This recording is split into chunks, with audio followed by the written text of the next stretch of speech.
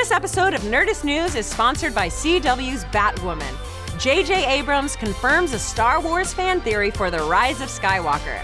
When Kylo Ren destroyed his helmet in a fit of anger in 2017's Star Wars The Last Jedi, it meant a lot for his development as a character. It showed his determination to let the past die. It was him coming into his own ahead of him taking up the mantle of Supreme Leader of the First Order. It showed his anger with living in the shadow of Darth Vader, Snoke, and even his father. And it even gave some fans a glimmer of hope that Ben Solo might even see the error in his ways.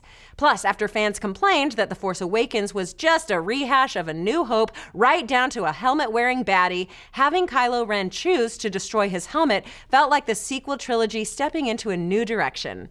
Then, after J.J. Abrams, director of The Force Awakens, was brought back to direct Episode 9, The Rise of Skywalker, rumors swirled that Kylo Ren would have his helmet back in the conclusion to the Skywalker saga, leaving fans scratching their heads.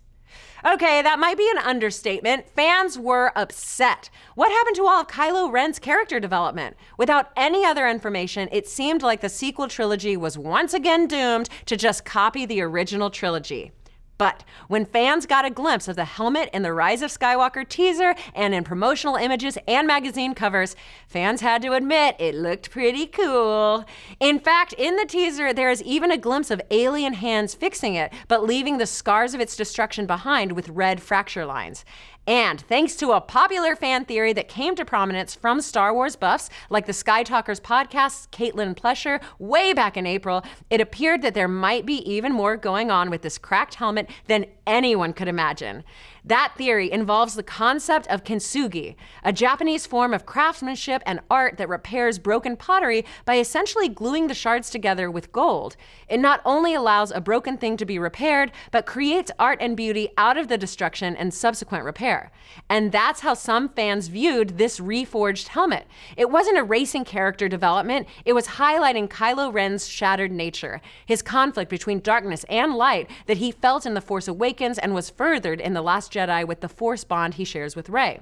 However, as exciting as this fan theory was, ultimately it was just that, a fan theory. Fun to think about, but would never be commented on by the filmmakers, right? Maybe. Wrong. In a new interview in Empire magazine out on Thursday, J.J. Abrams has not only weighed in, but has confirmed this fan theory and what it means for Kylo Ren's character arc. He told Empire, having Kylo Ren be masked but also fractured is a very intentional thing. Like that classic Japanese process of taking ceramics and repairing them, and how the breaks in a way define the beauty of the piece as much as the original itself. As fractured as Ren is, the mask becomes a visual representation of that. There's something about this that tells his history. His mask doesn't ultimately hide him, and his behavior is revealed. Holy hell, it's true? It's all true. How much of Reylo Twitter is JJ mining for story beats? All of it. In all seriousness, beyond that question, this of course leads to some even bigger questions. How will Kylo Ren move forward from his fractured psyche? Will Kylo talk to his space therapist and maybe move on from some of his issues? Or is he doomed to fall back into the same destructive patterns over and over again? For now, JJ has yet to open up about this, maybe because whether Ben Solo gets redeemed is one of the biggest spoilers of the sequel trilogy. We suppose he's going to want to keep that answer under wraps until Star Wars Episode 9, The Rise of Skywalker, comes to theaters in December.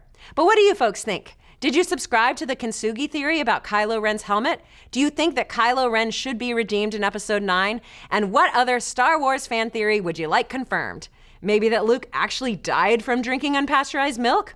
Let's discuss. Thanks again to CW's Batwoman for sponsoring today's episode. 3 years after the disappearance of Bruce Wayne, Gotham City has a new protector, Batwoman. However, in order to become the city's symbol of hope, Kate Kane must first overcome her own demons. Her time is now. Catch the new series Batwoman only on the CW, Sundays at 8/7 Central, or next day on the free CW app.